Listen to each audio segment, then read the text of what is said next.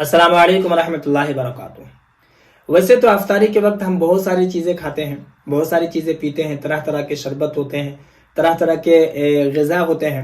लेकिन तीन चीज़ों के बारे में कहा गया है कि तीन चीज़ें अफ्तारी के वक्त ना खाया जाए, ना इस्तेमाल किया जाए, और उससे क्या क्या नुकसान होता है जो माहिरीन हैं उन लोगों ने ये सारी चीज़ें खुलकर बताई है। तो इसलिए मैं चाहूँगा कि इस वीडियो को आप देखिए और वो कौन कौन चीज़ें हैं जिसके बारे में मना किया गया है, क्योंकि इससे आपको क्या क्या नुकसान होगा वो सारी चीज़ें मैं आपको इसी वीडियो में बता रहा हूँ।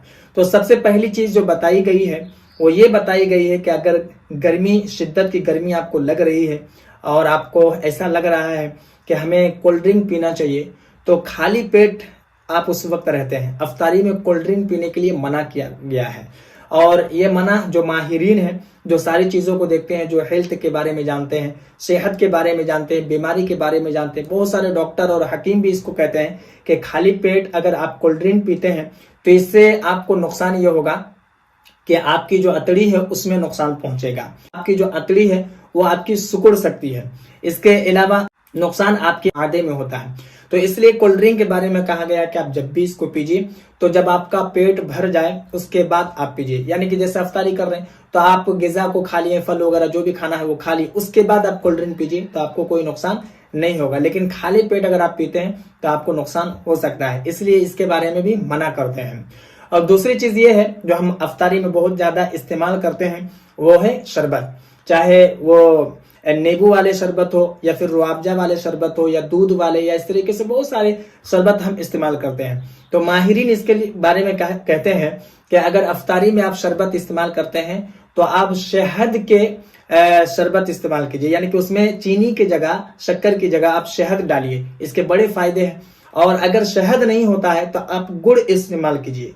अगर गुड़ आप इस्तेमाल करते हैं तो इससे आपको कोई नुकसान नहीं पहुंचेगा। अगर आप चीनी इस्तेमाल करते हैं तो इससे क्या होगा कि जो शुगर आपके नॉर्मल है वो बढ़ने का खदशा है, क्योंकि खाली पेट उस वक्त होते हैं। तो इसलिए अगर आप उसको पीते हैं, चीनी इस्तेमाल करते हैं, तो उससे शुगर बढ़ने का खदशा है, इसलिए मना किया गया है। माहिरीन यही कहते हैं।